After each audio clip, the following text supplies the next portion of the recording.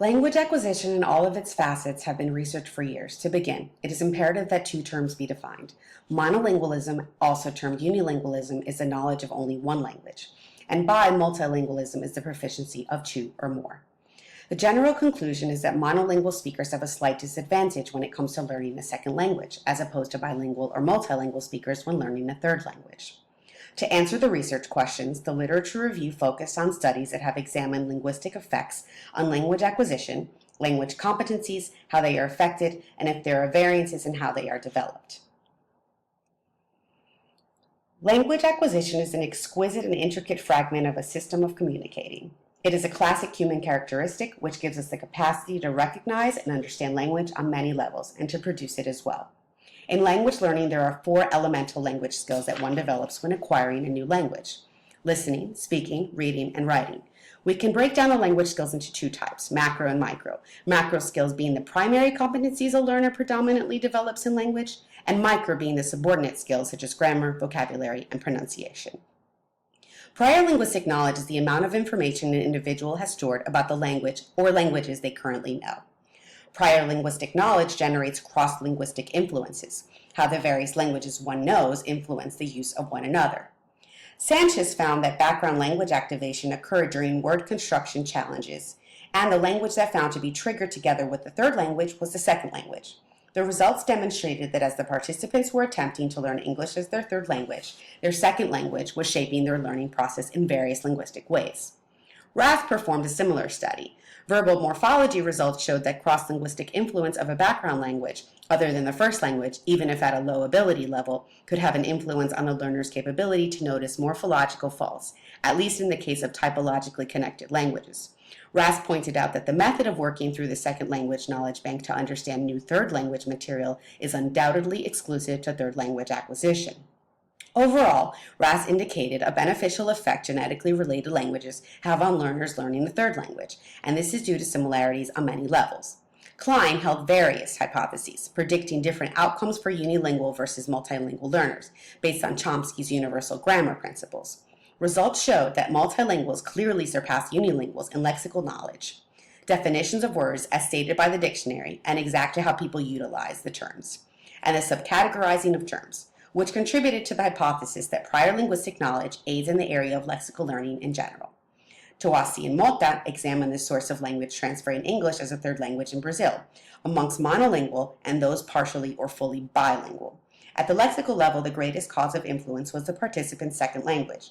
At the syntactic level, the greatest cause of influence was the participant's first language. The researchers stated that both the first and second language are the source of language transfer in English as a third language, and both languages affect acquisition. Garate and Iraguay executed a study that explored the role of bilingualism and motivation in third language acquisition in the Basque Country of Spain. Their results indicated that bilingual learners get better scores than monolinguals, and results verified their initial hypothesis by showing that bilingualism has an affirmative influence on foreign language achievement. Students of all kinds have their own generated views, approaches, and actions in regards to learning, and these are applied towards their achievement of their academic goals. Learner strategies are taught and or self-acquired. There are various kinds of methods learners utilize to acquire information, and this is especially true within the language learning context. Grenfell and Harris completed a study entirely geared towards the learner strategies bilinguals bring into language learning. They reported that while the bilingual students begin with a disadvantage, they attain greater gain scores on the listening exam than their monolingual peers. They stated that bilingual students make better use of oral strategies to process the language in comparison to those who only speak one language. While monolingual students may use the written procedure of memorizing words, bilingual students depend on oral strategies, listening carefully to native speakers such as teachers and saying the words aloud. Error repair is a common learner strategy, usually absorbed early on in any information learning process. Sue studied adult language learners, and the research suggested that monolinguals needed more work to repair an error, followed by bilinguals and trilinguals. Basically, bilinguals and trilinguals outperformed monolinguals in terms of modifying errors. Every culture and their language classify how language is to be appropriately used to communicate in a specific context. Various speech acts are carried out in language, and an imperative lesson in language learning is developing skills to communicate properly with others. Jorda studied metapragmatic awareness and pragmatic production of third language learners of English. Results revealed that bilingual language learners performed better than their monolingual peers in identifying pragmatic failure, in presenting suggestions for improvement, and in validating their evaluative commentaries. Before moving forward to how each language skill was influenced, each competency will be briefly defined. Spoken language varies from use of words to use of speech sounds or phonemes. Every language has an alphabet. Every letter in that alphabet makes a distinctive sound, or two or more, and those letters combined can make a finite set of possible sounds. As one of the most difficult language aptitudes, reading is the cognitive process of deciphering symbols with the purpose of deriving meaning. Reading is an ideal way to share information, notions, and to communicate, especially when oral language skills are absent. All languages possess words. Essentially, without words, individuals would communicate significantly differently. Each word in every language holds a distinct meaning, and the words can be manipulated in various ways to change their original meaning marginally or entirely. The elaborate process of using letters, words, punctuation, spaces, and other grammatical features to communicate thoughts and concepts in a comprehensible form is another skill that is fundamental to language communication. To write, one must understand the basics of their language system. Then Puerto examined Basque Spanish bilinguals with various levels of bilingual proficiency. The study concluded that varying levels of bilingualism did not have any influence on the speaker's third language phonological ability.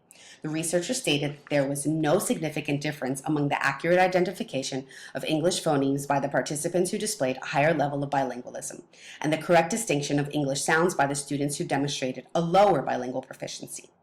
Kopekova examined the different rhotic sounds, which are the pronunciation of R sounds, of students learning Spanish with various background languages.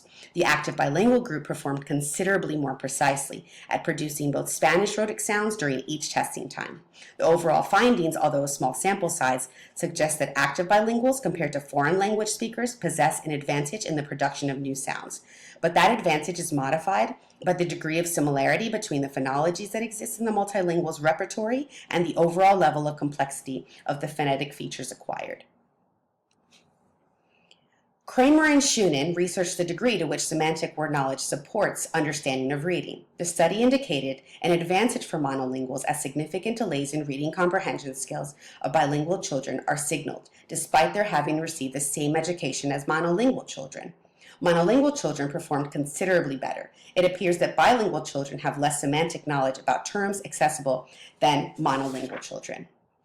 Van Steensel, Oosdam, Van Gelderen, and Van Schuten found no variances in word decoding and reading comprehension affected by bilingualism.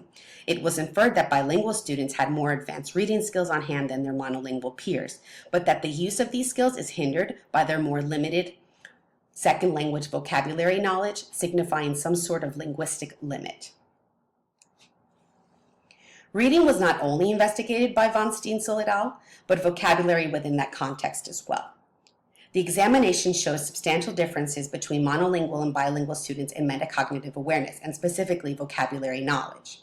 The researchers stated that although the outcome in their study did not result in a positive effect of bilingualism, monitoring for vocabulary differences did result in the negative effect of bilingualism vanishing. The bilingualism effect does seem to propose that bilingual students benefit more from vocabulary growth than monolingual students. Debage completed a comparison study with monolinguals and bilinguals and vocabulary learning. The language learners were presented with 4 different vocabulary learning tasks at varying complexity levels. The study showed that the third language group significantly outdid their peers who only spoke 2 languages, and the overall results indicated that it may have been due to the fact that bilinguals are raised utilizing 2 language systems. Erasti studied Basque and Spanish bilinguals learning English as their third language. The results of writing tasks showed that transfer of writing skills did occur, and that the participants utilized the skills developed through instruction in Basque when writing in Spanish, and that additional language proficiency in Basque, Spanish, and English was correlated. The researchers cited Cummings in that the results also confirmed the threshold hypothesis, stressing the effect the level of language competency has in each language. Berman concluded that the English foreign language students who were taught essay writing in English enhanced their English essay organization skills to a considerably greater level than those not taught essay writing. However, students taught in their first language also demonstrated gains in their English writing, though not with advances notably different from those of the students in the comparison group. The study likewise indicated that learners' transfer of writing skills from their first language to English depended on their English grammatical understanding. students' transfer of writing skills was not as apparent into the second language, a language in which some students were not as grammatically skilled. In light of the research on monolingualism versus bi-multilingualism and language acquisition in general, it seems safe to conclude that prior linguistic knowledge and cross-linguistic influence have an effect on learning additional languages, and learners who have additional language proficiencies occupy more strategies to apply towards future language learning. Several studies suggested that the language that was found to be activated with the third language was the second language, and that utilizing the knowledge from the second language to understand the novel third language is undoubtedly exclusive to additional language acquisition. Additionally, multilingual learners had a vast advantage over monolingual learners because of their contextual knowledge. Furthermore, bilinguals and trilinguals outperformed monolinguals in terms of error modification strategies. Conversely, in regards to monolingualism versus bi-multilingualism having an influence on the diverse language competencies, it is difficult to conclude whether or not the amount of languages a learner possesses has a positive or negative influence on additional language learning. The evidence on phonology and speaking skills indicated that whether a monolingual or bilingual or multilingual speaker, there is very little influence on the development of phonological skills. Similarly, research on reading skills did not show much of a discrepancy in how speaking one language as opposed to two or more has an influential effect on reading capabilities. Contrary, vocabulary research, although not coherent, showed that monolinguals outperform bilinguals in particular vocabulary areas and vice versa. Writing research, however, has gathered that the level of language aptitude and grammatical knowledge is central to developing writing skills. Consequently, whether a language learner begins as a monolingual or bi or multilingual, they must be significantly proficient to acquire advancement in writing skills. The body of evidence reviewed in this paper suggests that when working with students during a language acquisition process, an educator should consider students' prior existing language knowledge. A learner's first and or second language may have a significant influence on the efficacy of learning a third language. Sue implied that the quantity of languages a speaker has learned early in their life affects the extent of cognitive control, and that both bilinguals and trilinguals have better cognitive control than speakers of only one language. Conceivably, assisting learners in the operation of their cognitive control and assigning attentional resources more effectively may aid in third language learning. Berman stated that English language educators should be conscious of the possible practicality of the first language in teaching writing, but should recognize that the prolonged use of students' native language might not be especially advantageous for learners whose English grammatical proficiency is low. Grenfell and Harris stated that for language learners that are children, parents' individual perceptions to first, second, and third languages will have a noticeable impact on their children. Therefore, educators communicating effectively with parents and promoting involvement in their children's learning process is imperative to language success. Grenfell and Harris also stated that if bilingual students are not given opportunities within the multilingual classroom where they are able to use their bilingual strategies, then they cannot better their abilities. Consequently, providing these skills in the classroom is essential. All things considered, Del Puerto advised that teachers ought to bear in mind that third language acquisition is an extremely intricate process and a multi-causal phenomenon that can be influenced by various factors.